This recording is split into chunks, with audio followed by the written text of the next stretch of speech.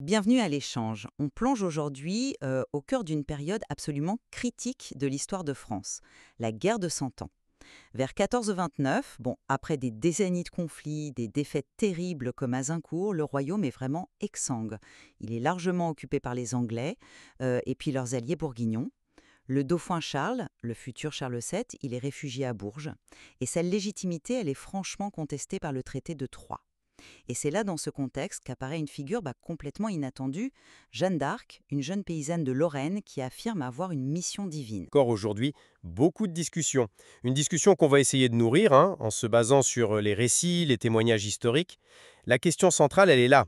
Jeanne d'Arc fut-elle, disons, l'instrument providentiel qui a personnellement inversé le destin de la France, ou bien son rôle, bien que significatif bien sûr, fut-il avant tout celui d'un catalyseur symbolique dont l'arrivée en fait a coïncidé avec et a été utilisé par un contexte politique et militaire qui était déjà en pleine mutation. Alors de mon côté, je défendrai la thèse selon laquelle Jeanne a été bien plus qu'un simple symbole. Sa conviction, sa foi inébranlable et ses interventions militaires très précises, eh bien ça a représenté une force motrice unique, directement responsable du renversement spectaculaire de la situation en faveur de la France. Et moi, je proposerais une perspective un peu différente, où l'impact de Jeanne, certes considérable sur le plan moral, oui, s'explique en grande partie par les circonstances de l'époque. Son rôle majeur aurait été de cristalliser des espoirs, une volonté de résistance qui était déjà là en fait, devenant une figure emblématique très opportune pour le camp du dauphin Charles. Il faut vraiment mesurer l'abîme dans lequel se trouvait le royaume avant son arrivée. Ce n'était pas juste une crise militaire, c'était une crise existentielle, quoi. Des défaites comme Crécy, Poitiers, Azincourt, ça avait décimé la noblesse, ruiné le prestige royal. Charles VI était atteint de folie, le dauphin déshérité par sa propre mère, Isabeau de Bavière, via ce fameux traité de Troyes. La France semblait promise à devenir une double monarchie anglo-française. Et c'est dans ce désespoir quasi total qu'émerge Jeanne, une jeune fille de Domrémy, illettrée, qui se dit guidée par des voix célestes, Saint-Michel, Sainte-Catherine, Sainte-Marguerite depuis l'âge de 13 ans. Sa mission, elle est claire, lever le siège d'Orléans, faire sacrer le dauphin à Reims et bouter les Anglais hors de France. Sa force de persuasion est sidérante. Elle convainc Robert de Baudricourt, le capitaine de Vaucouleurs, qui était pourtant très sceptique au départ, de lui donner une escorte. Elle traverse des terres hostiles pour rejoindre le dauphin à Chinon, où la légende dit qu'elle l'a reconnu malgré un subterfuge. Et dès qu'elle rejoint l'armée, eh bien, les événements s'accélèrent de façon assez stupéfiante. Orléans, assiégé depuis 7 mois, est libéré en 9 jours, en mai 1429. Jean de Dunois, le bâtard d'Orléans, un commandant respecté sur place, témoigne lui-même de la transformation du moral des troupes. Le bastion clé des Tourelles tombe le 7 mai. Jeanne y est blessée d'ailleurs par un carreau d'arbalète, mais elle refuse de quitter le champ de bataille. Oui, oui, personne ne nie ce sursaut d'Orléans, ni le courage personnel de Jeanne, bien sûr. Mais la question c'est, était-ce un miracle isolé ou bien l'étincelle qui a enflammé un potentiel qui était déjà là? Il faut se rappeler que la guerre de Cent Ans a connu des flux et des reflux. Sous Charles V, par exemple, le royaume s'était déjà remarquablement redressé, grâce à des hommes comme Bertrand du Guesclin qui avaient su reconquérir méthodiquement le territoire perdu. Et puis la situation anglaise en 1429, elle n'était pas non plus idyllique. La régence pour le jeune Henri VI était source de tensions, l'effort de guerre coûtait cher, et tenir un siège comme celui d'Orléans pendant des mois, ça posait des énormes défis logistiques. Oui, mais la série de victoires qui suit Orléans défie quand même une simple explication contextuelle. La campagne de la Loire en juin 1429, elle est fulgurante. Jargeau, Meung-sur-Loire, Beaugency sont reprises en quelques jours. Et surtout, il a la bataille de Patay le 18 juin. Là, ce n'est plus un siège qui est levé, c'est carrément une armée anglaise de secours commandée par des vétérans comme John Talbot qui anéantit en race campagne. On parle d'une défaite anglaise majeure, la plus sévère depuis très longtemps, perçue à l'époque comme une véritable revanche d'Azincourt. Et la conséquence directe, immédiate, c'est l'ouverture de la route de Reims, le sacre de Charles VII le 17 juillet 1429, dans la cathédrale traditionnelle. C'est un acte politique et symbolique d'une portée immense. Ça restaure sa légitimité face aux prétentions anglaises. Et tout cela, ça découle directement de l'impulsion donnée par Jeanne. L'effet psychologique de Bataille est indéniable, oui, tout comme celui d'Orléans. Une armée française qui était démoralisée retrouve soudain confiance, agressivité, mais Bataille peut aussi s'analyser en termes purement militaires. Une charge de cavalerie française qui surprend et disloque les archers anglais avant même qu'ils aient pu se mettre en position défensive.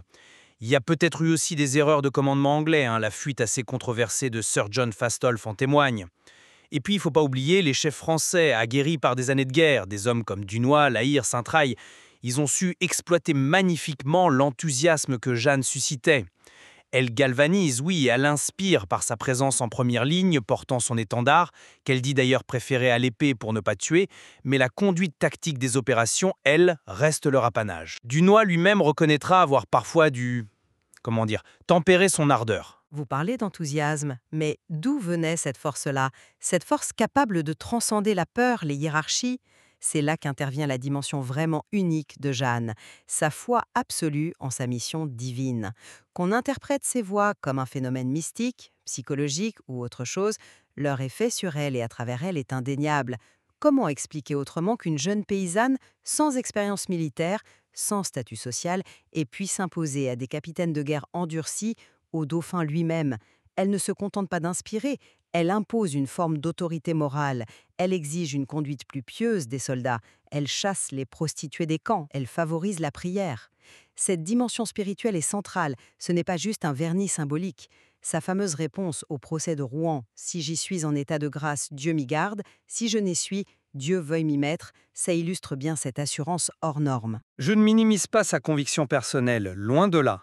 Mais je pense qu'il faut la replacer dans le contexte mental et religieux du XVe siècle. Les prophéties, les visions, les attentes messianiques, c'était monnaie courante à l'époque. Des figures prophétiques circulaient. Ce qui est déterminant à mon avis, c'est la réception de cette conviction par les élites politiques et militaires. Charles VII et ses conseillers, face à une situation désespérée, ont sans doute vu en Jeanne une opportunité inespérée. Une figure envoyée par Dieu, c'était un formidable outil de légitimation et de mobilisation dans une société profondément religieuse. Elle incarnait l'espoir, elle justifiait la cause du dauphin. N'est-ce pas là l'essence même du symbole puissant? D'ailleurs, son procès, intenté par l'évêque Pierre Cochon, qui était un proche allié des Anglais et des Bourguignons, met bien en lumière ce qui dérangeait dans sa figure au-delà de l'aspect militaire. L'accusation d'hérésie, le fait qu'elle porte des habits d'homme vus comme un défi à l'ordre naturel et divin, et surtout sa prétention à communiquer directement avec Dieu. Ça, aux yeux de l'Église établie, ça remettait dangereusement en cause son autorité d'intermédiaire indispensable entre Dieu et les fidèles. Elle était devenue un symbole gênant, voire subversif, pour l'ordre ecclésiastique et politique aligné sur les Anglais.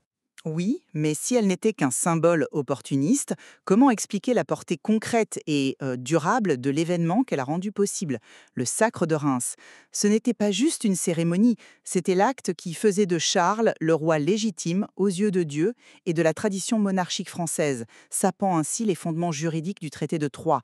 Sans les victoires initiées par Jeanne, cette marche sur Reims, à travers un territoire hostile, aurait été impensable.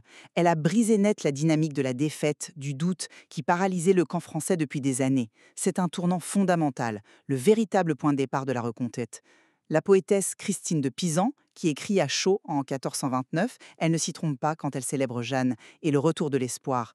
L'an 1429 reprit à luire le soleil. Un point de départ crucial, je vous l'accorde volontiers. Le sacre a eu un impact psychologique et politique immense. Mais ce fut une étape, pas l'aboutissement. La guerre, elle a encore duré 22 ans après la mort de Jeanne sur le bûcher en 1431. La victoire finale, elle, a nécessité des éléments qui dépassent largement son action directe. Le facteur diplomatique clé, ça a été le traité d'Arras en 1435, où Charles VII, par une manœuvre politique très habile, réussit à détacher le puissant duc de Bourgogne de l'alliance anglaise. C'est cet événement qui change véritablement l'équilibre des forces sur le long terme. Ensuite, il y a eu les réformes militaires structurelles menées par Charles VII, la création des compagnies d'ordonnance, une armée permanente soldée par le roi, et puis le développement d'une artillerie moderne qui va jouer un rôle décisif dans les dernières batailles, notamment à Formigny en 1450 et Castillon en 1453, où Talbot trouve la mort. Jeanne a fourni l'étincelle, oui, et le symbole de légitimité à Reims, mais la construction patiente de la victoire finale, c'est l'œuvre politique et militaire de Charles VII et de son administration sur plusieurs décennies. Vous mentionnez sa mort, mais même sa capture et son procès témoignent de sa centralité, non?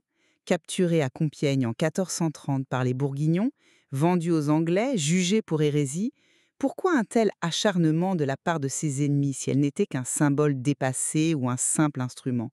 C'est bien qu'ils ont perçu en elle la source même du renouveau français et qu'ils ont cherché à détruire sa légitimité et son influence, même à titre posthume.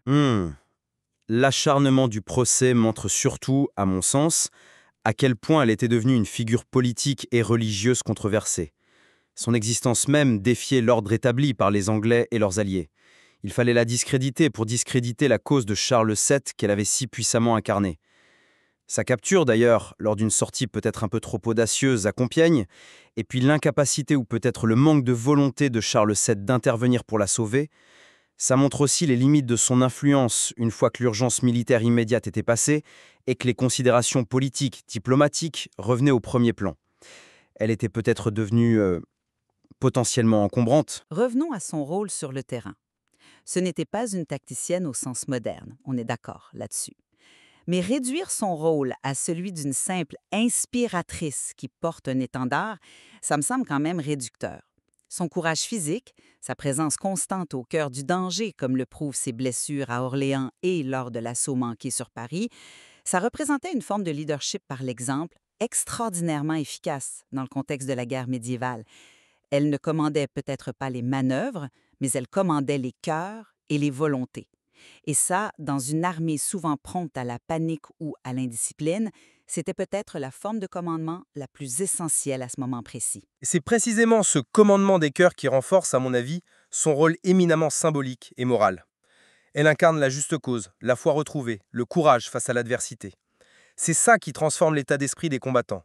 Son efficacité ne réside pas dans une expertise militaire qu'elle n'avait pas, mais dans sa capacité à incarner l'espoir et la légitimité divine aux yeux d'une population et d'une armée qui en avait désespérément besoin. Les chefs militaires ont ensuite traduit cette énergie retrouvée en succès tactique sur le terrain. En définitive, je persiste à penser que l'intervention de Jeanne d'Arc fut un événement unique et décisif. Sans elle, sans sa conviction hors norme et les victoires spécifiques qu'elle a directement impulsées, Orléans, Patay, menant au sacre de Reims, il est fort probable que le cours de la guerre n'aurait pas été inversé de manière aussi spectaculaire, et surtout pas à ce moment précis. Elle fut bien cette force providentielle qui a surgi des profondeurs du désespoir français. Et je maintiens pour ma part que Jeanne fut un catalyseur exceptionnel, une figure dont le charisme et l'arrivée opportune ont eu un impact psychologique indéniable, et qui a été habilement exploité par le camp valois.